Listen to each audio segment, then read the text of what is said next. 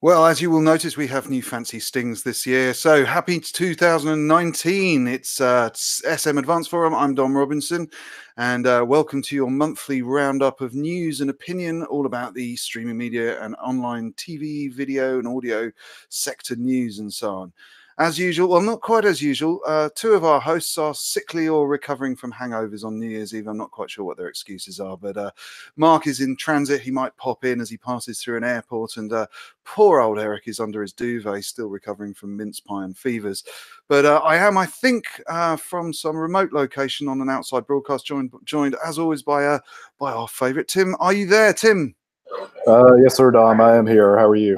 Not bad. How was your festive season? It was good, actually, really good. Had to transition back into work. You know, it's sort of weird with New Year's in the middle of the week. That suddenly it's like, do you work for the rest of the week or not? And I apologize for the noise. I'm dressed like a lumberjack today. I'm helping somebody actually do some moving, and I grabbed the closest place I could find, which was a Holiday Inn Express.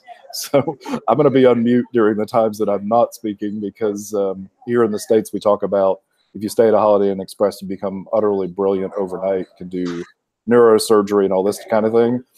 I'm just happy to have a stable Wi-Fi connection in the middle of Southwest Virginia, where my cell phone only works about once every 6 miles on the road. So. Oh, perfect. And I thought you'd finally given up owning a house and decided to just sleep in bus stations.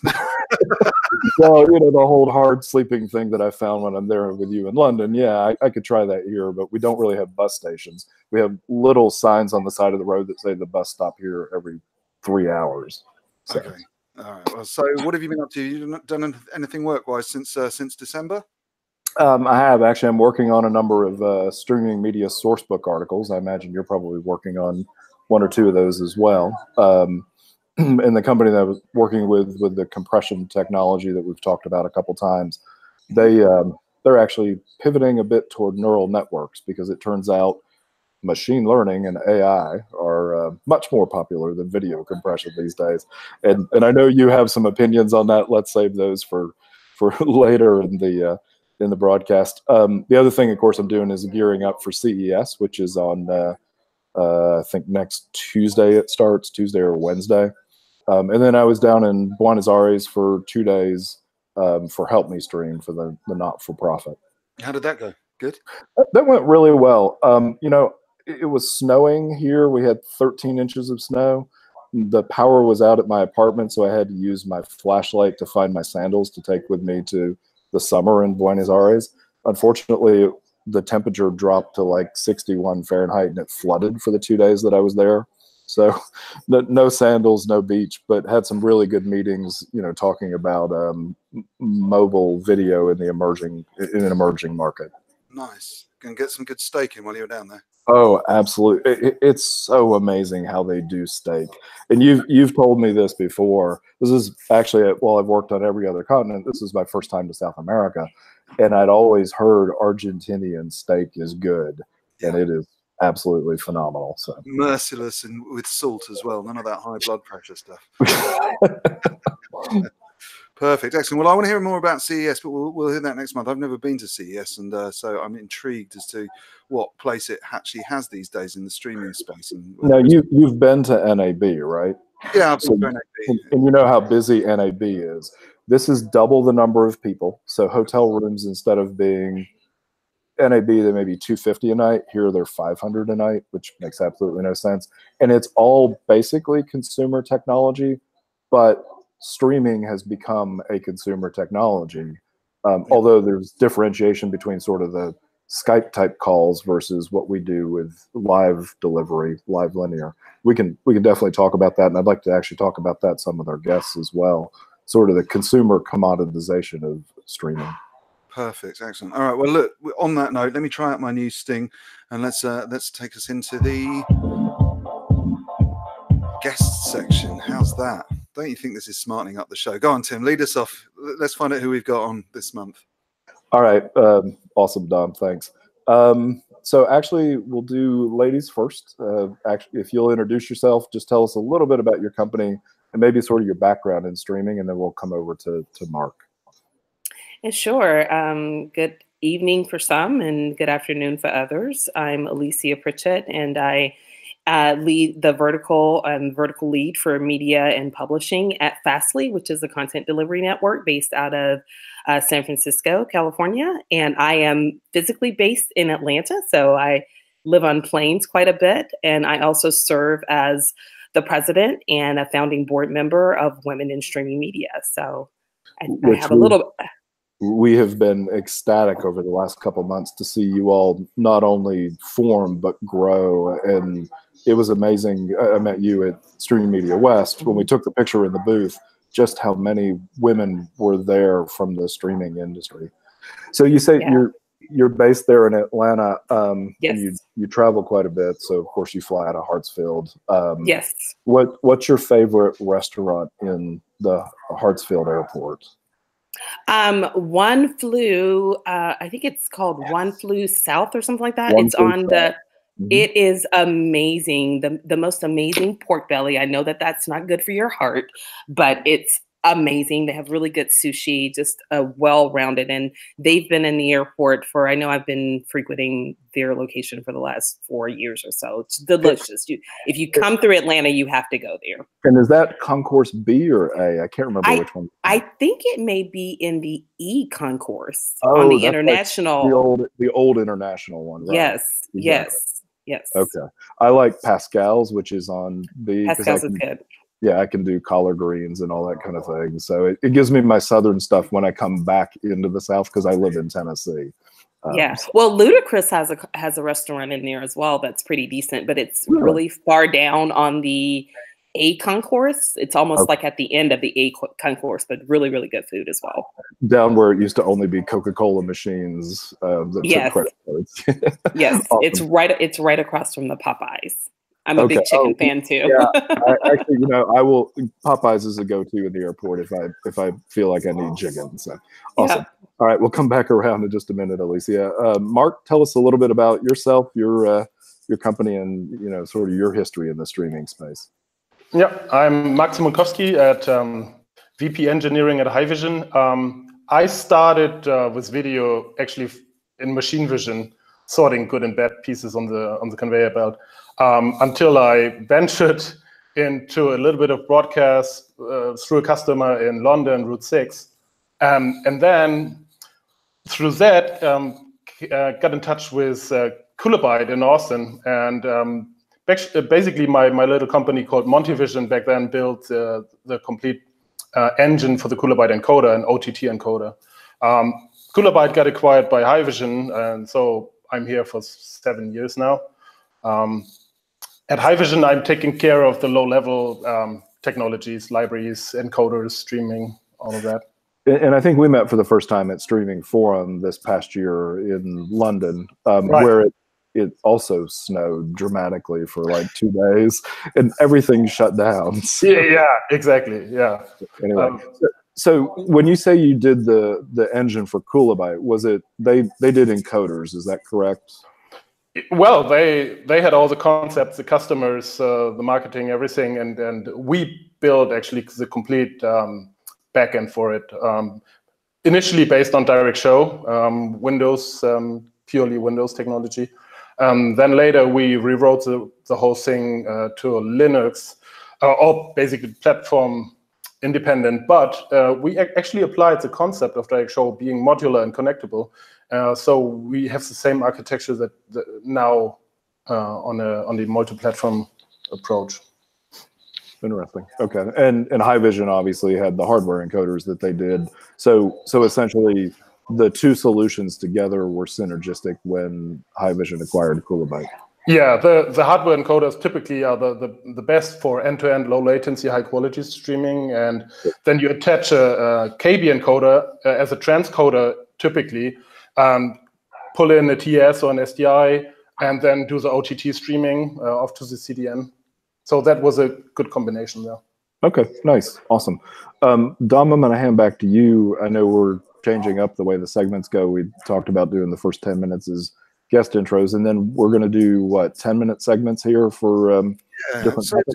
sort of 10 to 15 minutes. It depends how it all pans out. But Well, let's try it. you know us, we can go ahead and wander on something for 20 minutes. So I'll try to. Well, that was the last couple of editions last year. We got about as far as the first 2 topics that the guests had chosen, and we didn't get any further. So I thought what we'd do is section it a little bit, just to push us to sort of move through the agenda a little bit faster and make sure that we cover the things that the audience is. Oh, hello, Verna. You've just popped up in the chat room. Do open up the chat room if you're tuned in and say hello, and do ask questions that you'd like us to put to the guests and so on. So Verna's tuned in with his red hat, not probably on at the moment because it's Christmas and it's probably still in the laundry.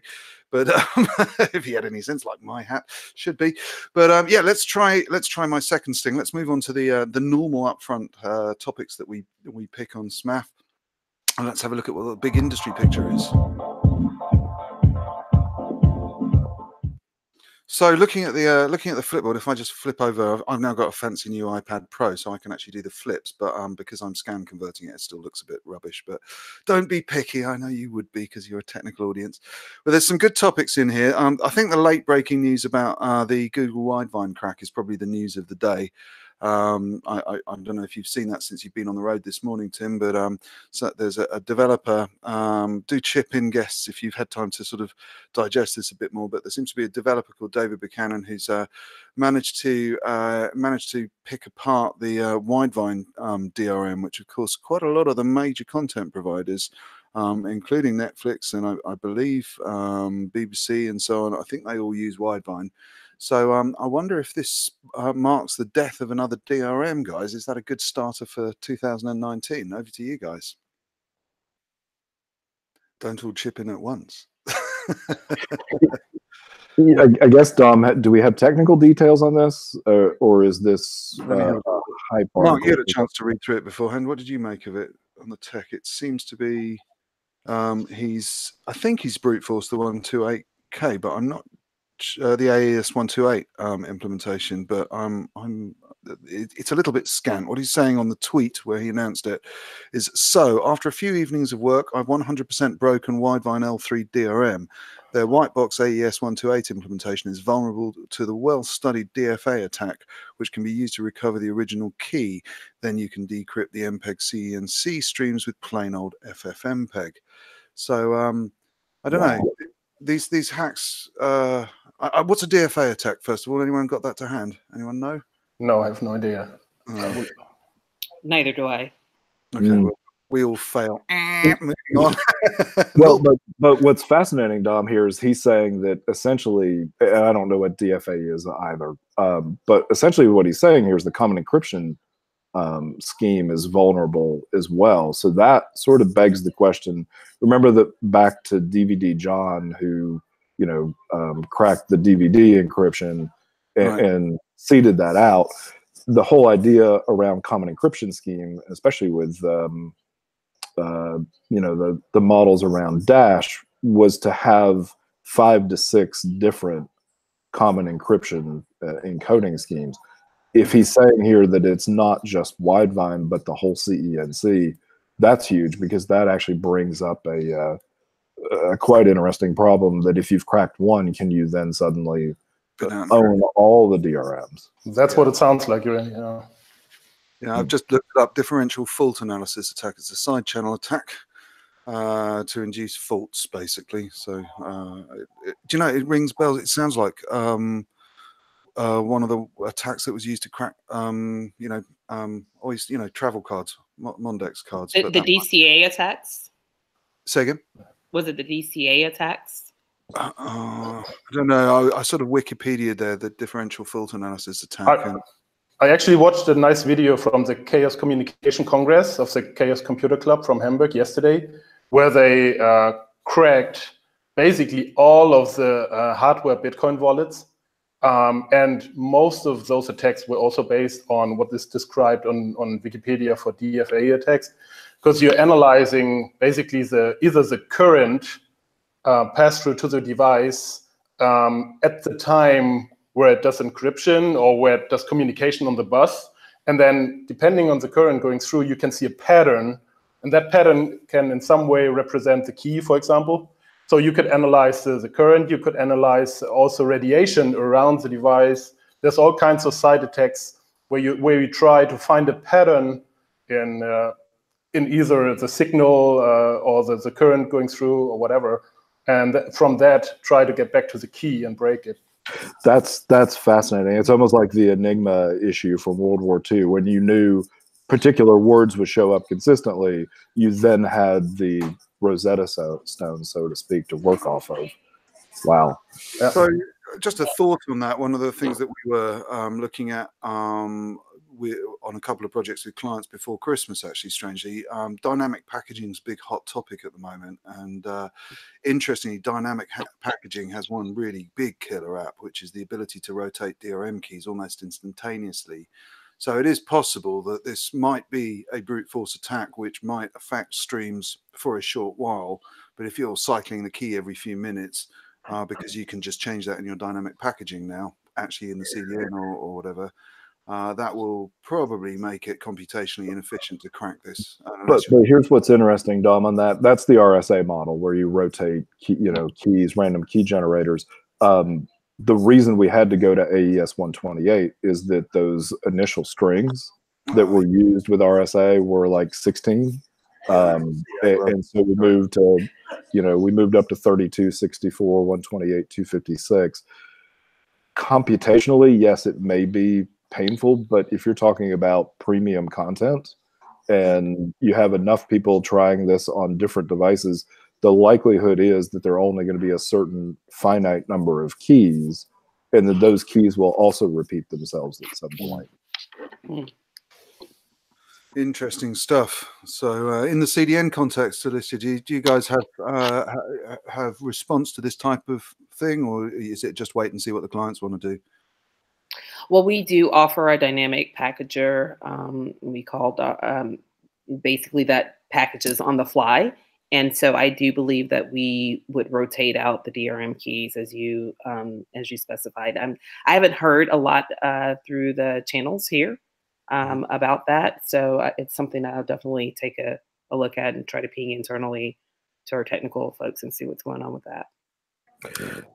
Dom, I think that's a story we ought to keep track of and maybe come back to next month as more information is known. Because again, if he's saying he can do CENC beyond just Widevine, that's going to be a major exploit.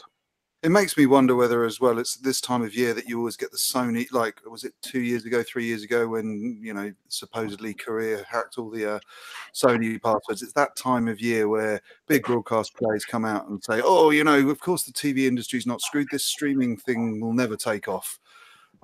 So it may be just that sort of defensive maneuver. And it is interesting. I mean, I'm going to jump around a little bit on the topics. If I just bring the pad view up again, this story on the left was quite interesting. There's still lots of stories about strong growth in the streaming sector.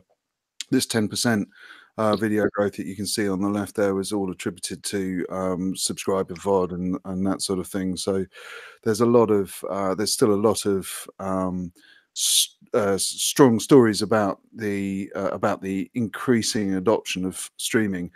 So pick another one there. The channels, Alicia, I think you had some thoughts about this, about channels starting to get cut as cable TV struggles for life. It's becoming. Yeah. Let's go ahead. Sorry. Yeah, I think not being able to come to agreements between the broadcasters and the channel owners, and trying to measure the eyeballs versus the cost of having to line up those channels has become something that's really significant for TV broadcasters. And so it's going to be interesting to see how that all falls out. I know there's been a lot of threats of just complete blackouts for channels for a lot of the networks, and that's something that's pretty scary for folks that are still high consumers of TV. I mean, this is a question for all three of you guys, as people who've been in the streaming space a little while. I find the concept of a TV channel quite alien these days. I don't really know what a channel is. It seems to be a curated list, but why anyone would want to spend the hundreds of thousands of pounds you have to spend on reserving a satellite channel in the hope that a few people might like your niche of content, when these days you're increasingly competing with a playlist published on YouTube. It beats me how anyone thinks that running a TV channel is a sustainable business model these days. Certainly a broadcast channel.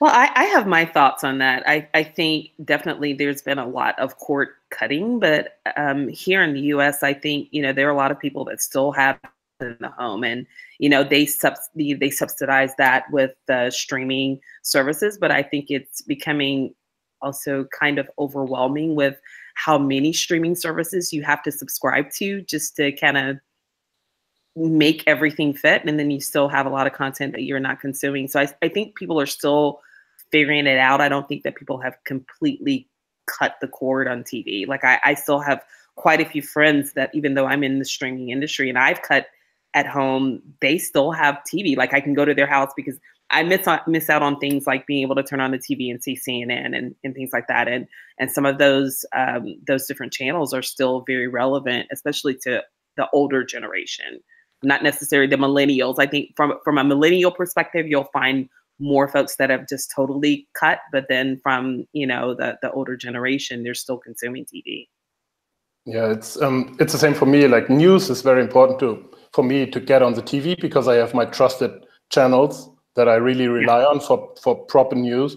But then looking at my kids, they don't even understand the concept of a channel because they are living on either Snapchat, where they jump from one video to another, and at some point it takes them to a YouTube video maybe here or another video there.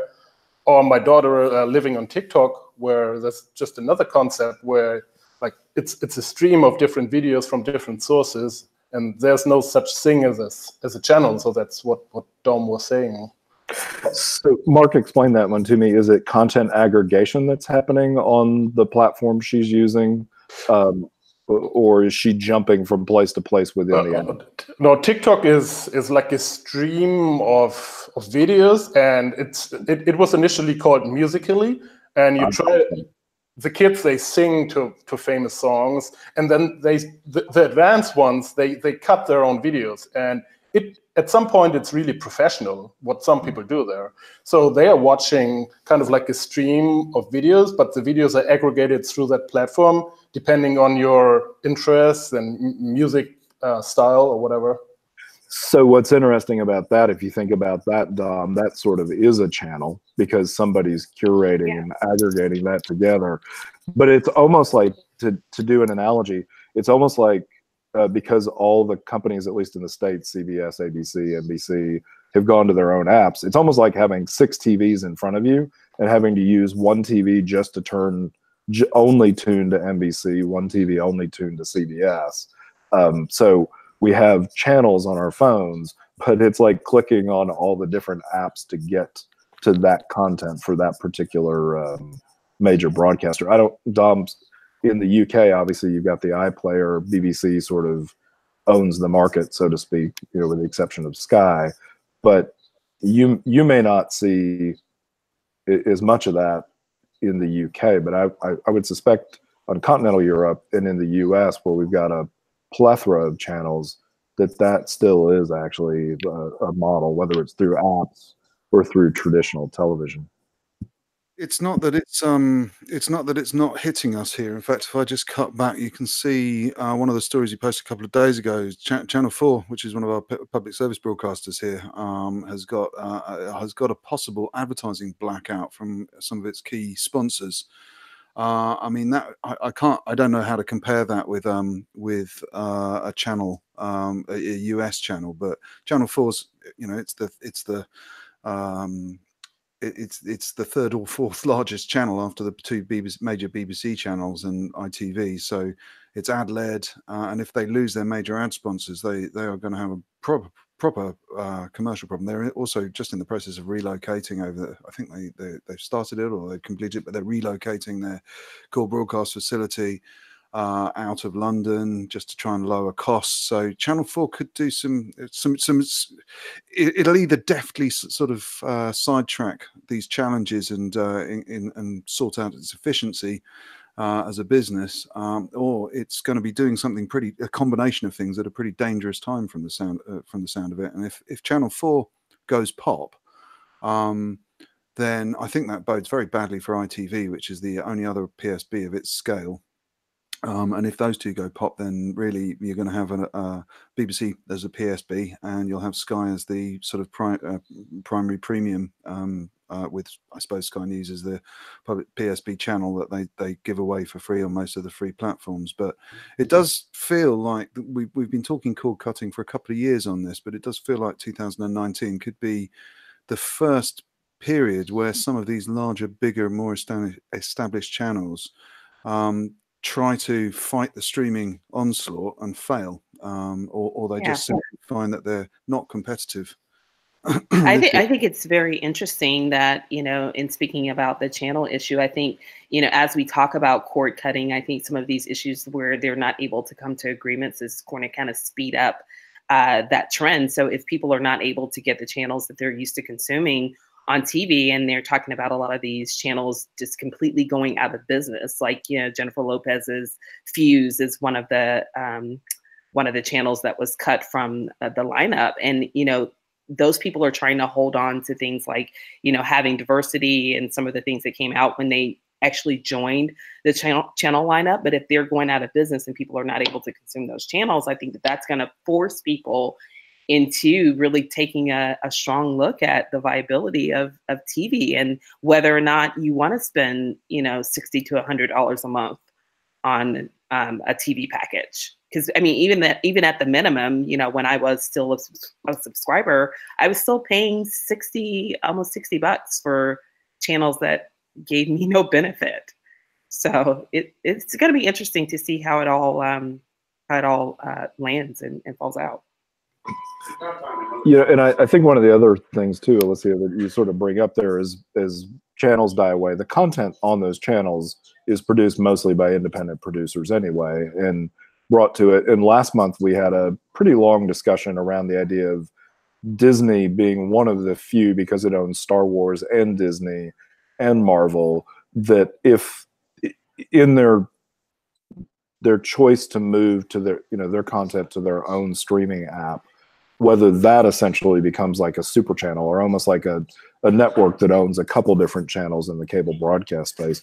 What's your sense on that from a content standpoint, and how that's going to this potential death of channels is going to impact producers or independent producers who create content that's traditionally shown on those large broadcast channels? I think it has a domino effect. Like I just feel like, everything is very connected.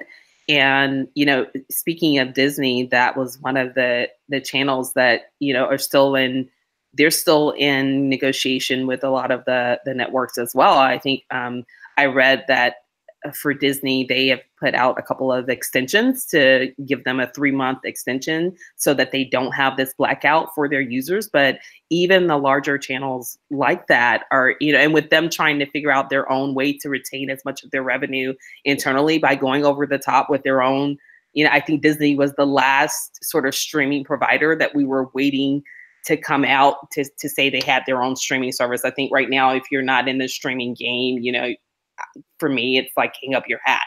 I don't really feel like you can enter into the arena right now as a streaming provider and feel like just because you have a business plan that works on paper that it's going to pan out for you. Like if you're not already in there and you don't already have a solidified business case, that's kind of it. But it's interesting to see that the larger players, which have dominated a lot of the revenue for TV and broadcast, are now they're standing at the front of the table. I mean, they're sitting at the front of the table, and the demands have switched to where it's not the networks that are driving the negotiations. It's really the providers and the content providers.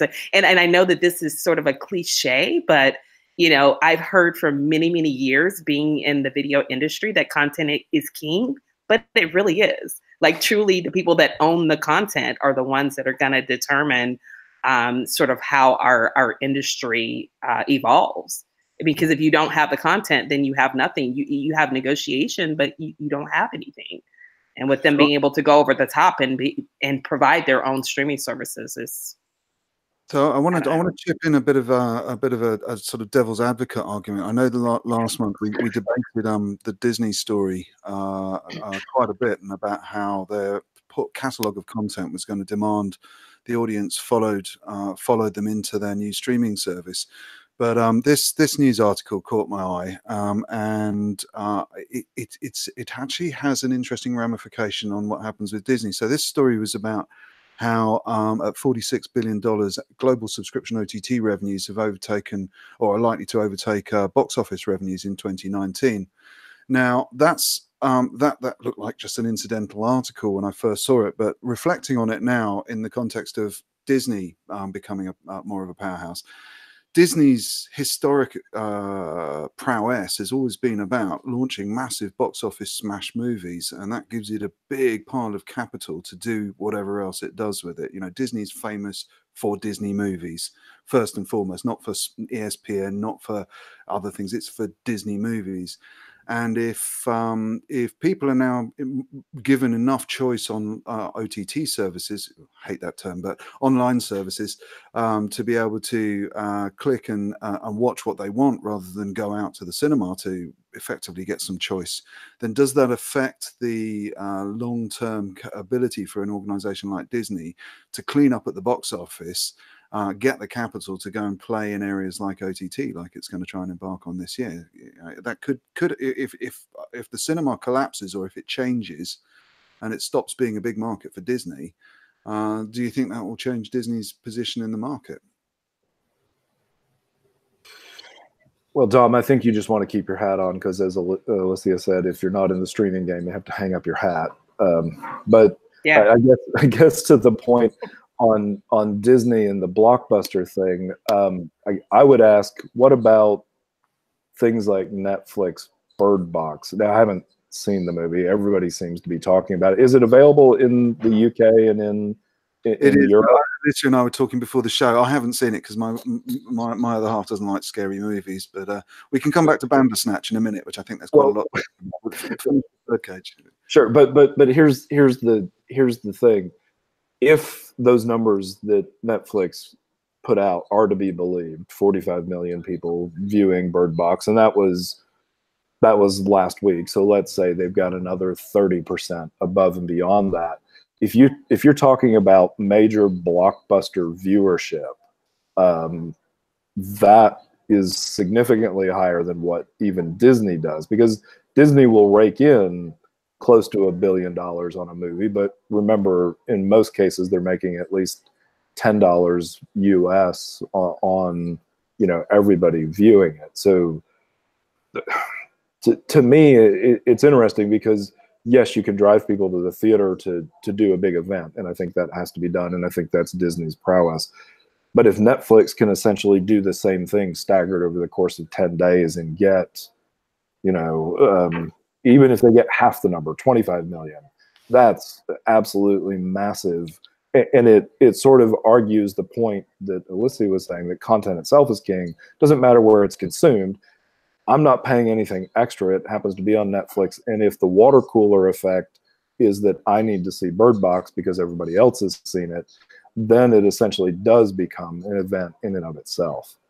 Yeah, I think it was very intentional, with the fact that Netflix has been asked over the last several years to release information about their consumers and what is being consumed, and the fact that they were able to come out and make this 45 million claim. I think it's very intentional in driving people to realize that the streaming services, are having a lot more impact on just things in general, from box office to the TV consumption to when content is consumed. I think that was a very strategic play for Netflix, and people are questioning, well, why haven't we been able to get that kind of information from them before? But I think they finally see, with this particular instance, they see a benefit of releasing that number and saying that, hey, it's not just a streaming service anymore. We're actually competing with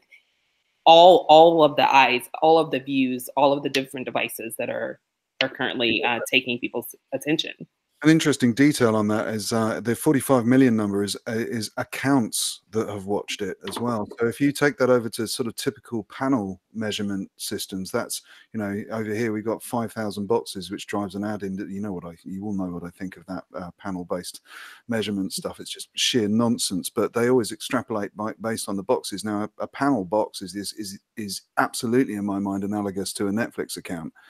You know, we don't know if there's 1, 2, 5, 10 people watching on that account. So that 45 million is a bare minimum as well, which is correct. Really daunting. Correct. And they did say that they took 70% of, you know, the full them watching the full movie plus ads to account for each of those instances. So it's not like somebody just watched for 5 minutes or was on an autoplay and just kept going. They're basically saying these are actual accounts. And here's something interesting too. Bird Box was released in theaters. You know, I looked. The date was December 13th when it was officially released. So they did that because this is the Oscar season. So not only, I mean, if you think about the timing of it, it's absolutely perfect. All you have to do for an Oscar nomination is get it into 5 cities. New York, LA, Atlanta, I think Chicago, and maybe Miami. And then you do that and say, okay, it's been in theaters. Now we're going to release it immediately online.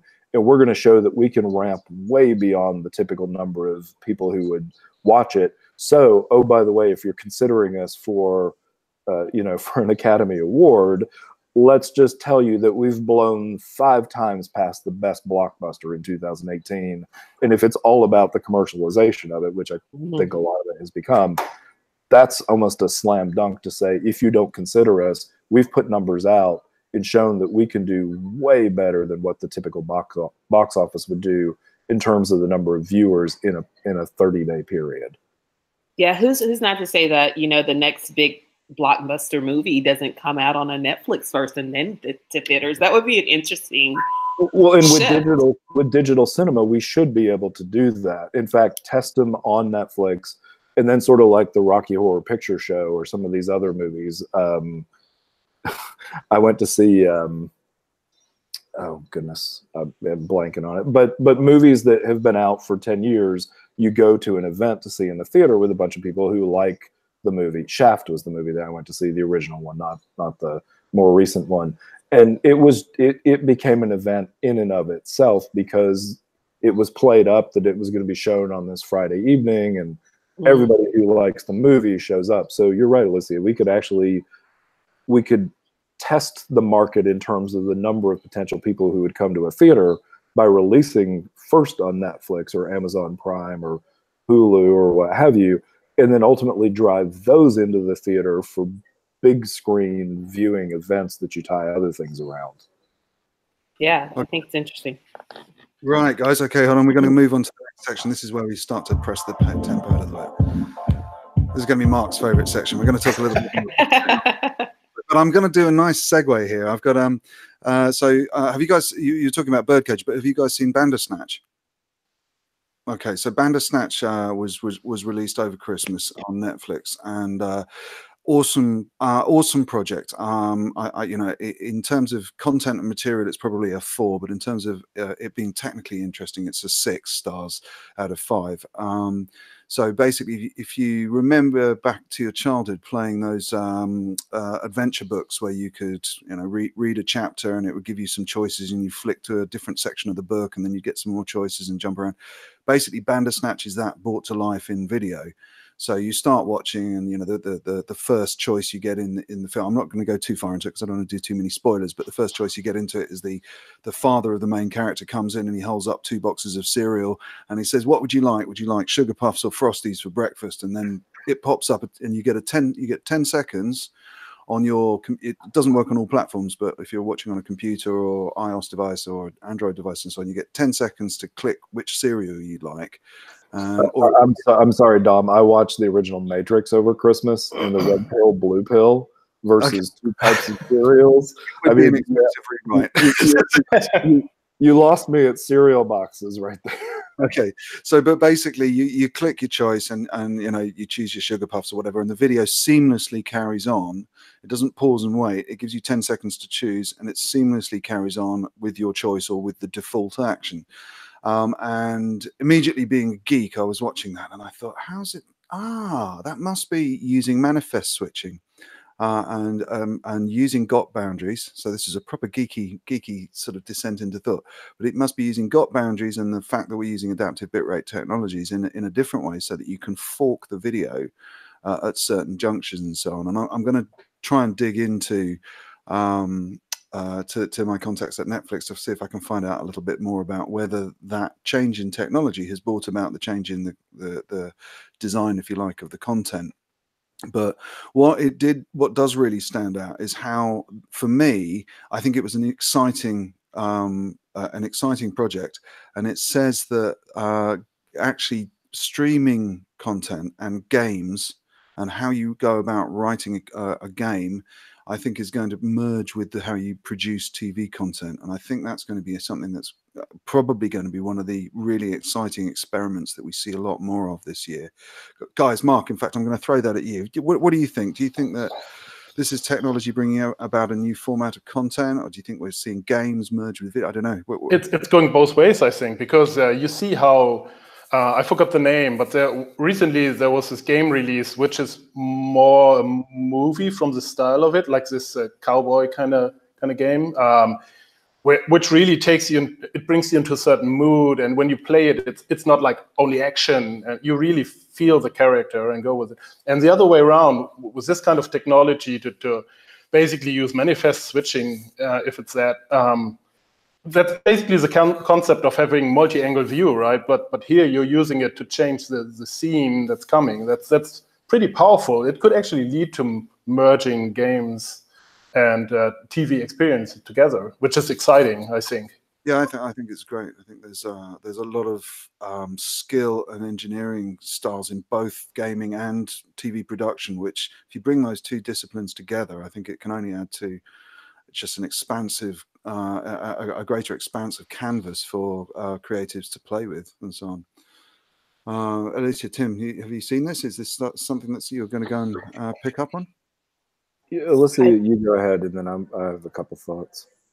I definitely will. This is the first time that I've heard of it, but it's kind of analogous to it. I think if you could sort of pick and choose what you wanted from each of the streaming services, you know, in that light as well, you know, to be able to come up with your own custom streaming service would be an interesting take too. I'm sure that's probably like maybe 5 years out or so, but I can see, you know, people being able to design their own streaming service, or, you know, what they would like in their streaming service, and having the streaming providers maybe bid for that. I don't know, maybe something far out. I can imagine it's going to create some interesting challenges for CDNs who are trying to pre-position content in caches, because, you know, if you think about Bandersnatch, you're going to have not just one GOP, but you're going to have potentially 5, 10, 15 different alternative GOPs for that. Right. There's going to be quite an interesting caching. Yeah, absolutely. And the more unique content is, you know, the less cacheable it is, you know. So I want to cache. Go ahead. Sorry. I was going to say, I wanted to riff, Alicia, on what you said about the sort of choosing your own streaming. If you think about what happened in the 90s with the Telecom Act, where we stripped the ability of cable providers to have to sell you bundles, where they would sell you a la carte channels. If channels themselves are dead, or if we're moving toward a point where they're dead, then essentially what I may be able to do is choose my own programming model that said, you know, for the first 3 hours of prime time tonight, I want to watch Doctor Who, and then I want to switch over to watching, you know, Major League Soccer or something like that, and then I want to switch back to something else. So creating your own seamless channel would be a pretty easy thing to do with manifest manipulations. And then if you got pricing on that through an aggregator that allowed you to have your own, you know, whatever you watch in a 30-day period, the aggregator is going to run a bill for you. And that bill, some months could be $15, other months it could be $50, depending on how much value, quote unquote, you get out of that. Dom, I wanted to mention something though about the the caching.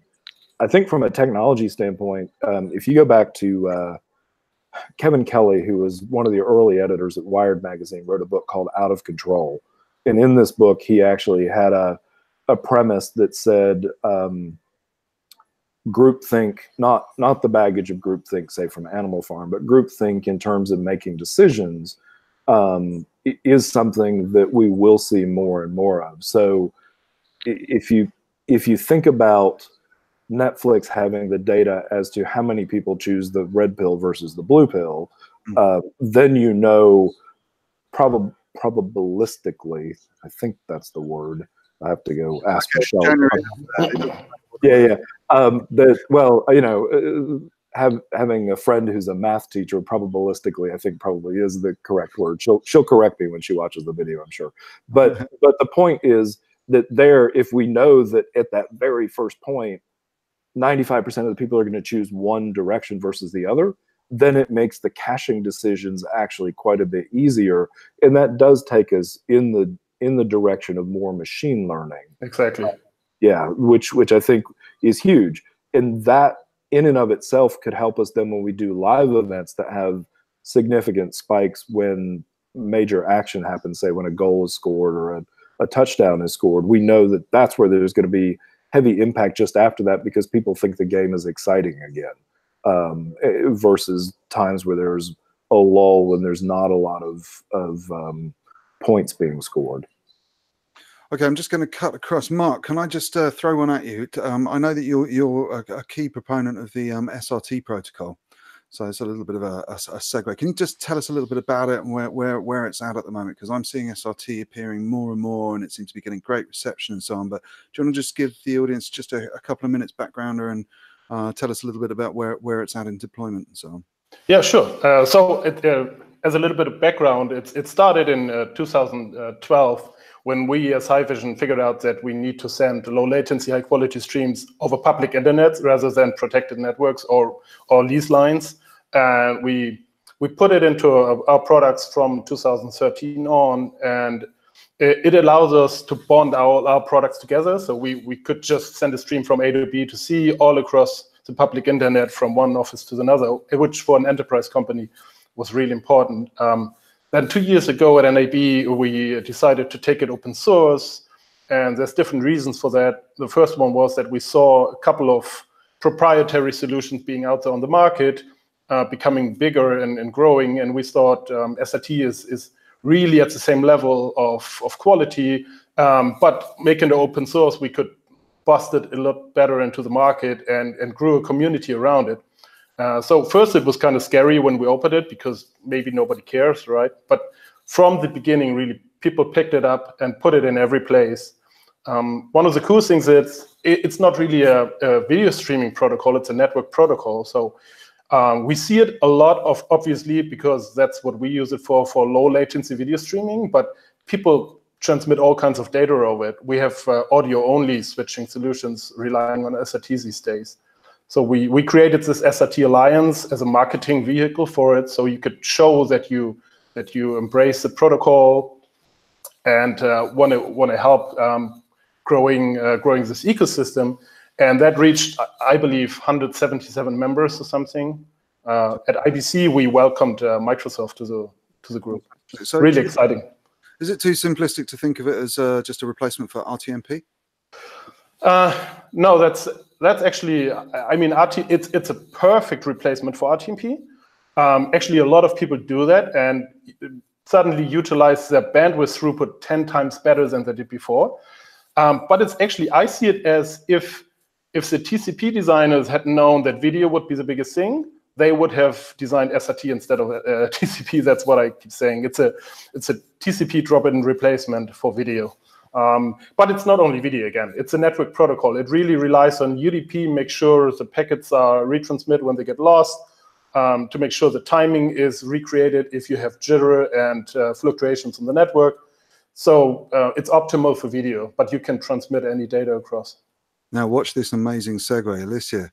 When you're running a CDN, what do you think? What are the sort of challenges that you're faced with? There's a new protocol like SRT in contribution encoders and so on is introduced. What are the sort of challenges and evaluations that you go through before you decide to adopt a new technology as a contribution feed into your CDN? Well, I think for Fastly, everything is customer driven and customer demand. And when we start talking about the larger streaming and broadcast providers that we're serving now, they will drive a lot of, how we develop our roadmap and how quickly things come to market. If there's a demand for it, then I think that's where you put your attention. And Fastly has always been very customer focused, and making sure and ensuring that our customers are successful is number one for us. And the only way to be able to keep up with that is to keep up with customer demands. And of course, you can't take every niche that comes out in the market in terms of a protocol and just jump right on it. I think it takes a little bit of time to see how those things develop. But I think in the background, you also have to have research and development and engineering and developers working on those things to make sure that you're not the last to market. I think staying on top of technology is one of the things that's been very advantageous for Fastly and has allowed us to be able to really be an innovator in the space. So being able to allow customers to do things outside of a black box CDN, I think, CDN has been commoditized for so long, but I think Fastly is really changing the mindset of what it means to have a CDN that is really truly integrated with your workflow and truly able to scale with you from an innovation standpoint as well as the scale standpoint. Because there's definitely quite a lot of new protocols emerging. There are. I know, Tim, you've written a couple of articles towards the end of last year on this, and there's endless alternative TCPs emerging for different circumstances and so on. So I do think that's an interesting space. Quick question to all three of you, really. What do you think are going to be the emerging transport layer, distribution layer, contribution layer protocols, and maybe codecs? Let's not go too far into codecs because I'm a bit bored of them, really. But what do you think are going to be the big trends over 2019? So actually, hold on, let me press the button. I mentioned the word trend, so let's do it. There we go. What do you think is going to be the big trends over the next 12 months, guys? Anyone want to start? Mark, let me just not ask it. Let me just throw it at you. Yeah, sure. I'm pretty sure that SRT will take over the contribution side of things in a storm as it does right now. I'm talking to so many companies trying to help them to integrate and evaluate that I'm pretty sure that side of the game is covered. It's interesting to see what the other side will bring when it comes to delivery, because SRT was clearly designed for contribution distribution. We are working on concepts for delivery, but so are others. We saw the concept of HTTP3 being based on Quick.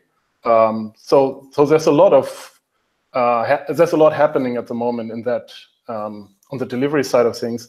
I'm curious though how that would play out, because Quick is surely optimal for getting packets across, but it's not.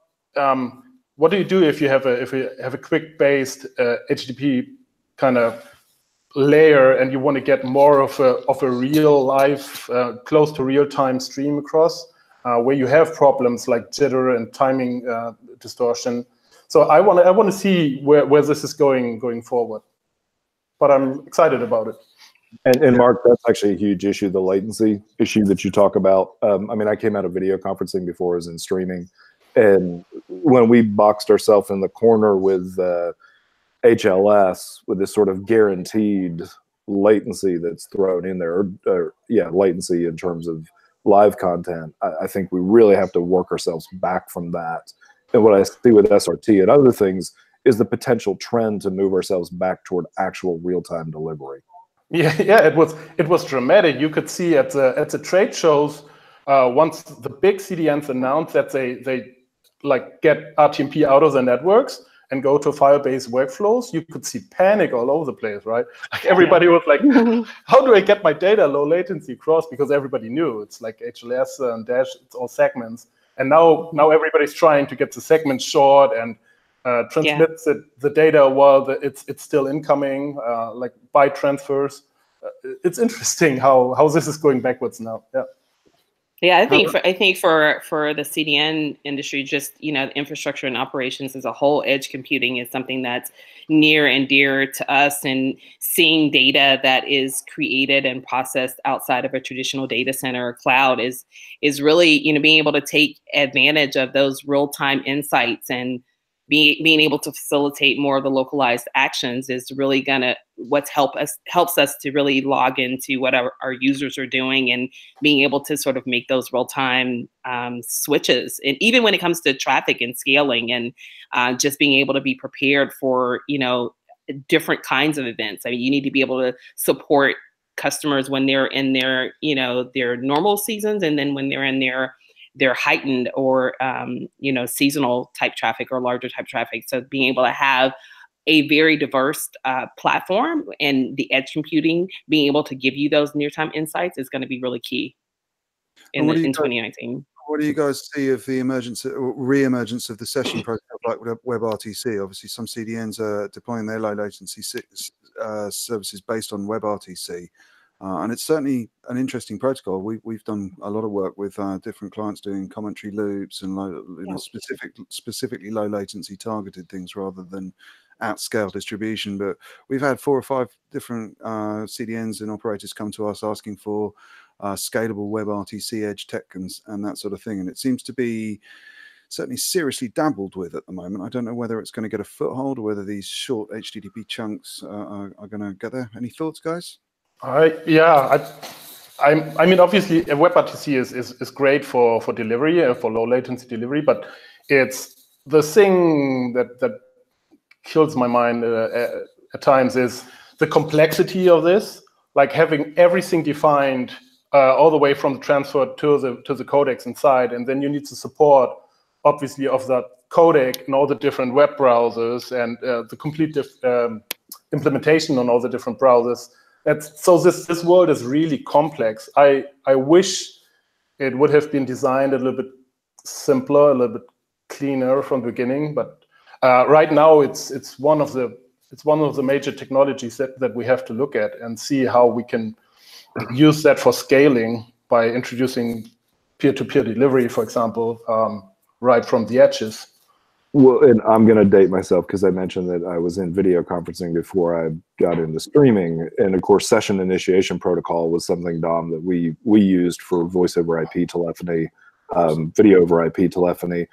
The whole reason we needed CDNs in the beginning was because we needed that ability to scale. And what Alicia talks about with edge computing essentially gives us, stand-up CDNs when we need it for massive scaling. But WebRTC takes us right back to that very problem of the inability to scale, just like RTMP had an inability to scale and got stuck on the contribution side. So I think we're moving backwards but forwards because we know the problems that we faced with scaling before, and edge computing and obviously the whole idea of cloud computing really gives us that ability to scale if we need to. My fear is the cost models still will not have caught up with it. It will run into the whole reason that we went to HLS was to basically minimize the fluctuation in the 95th percentile. That we'll be right back in that problem as well. Right.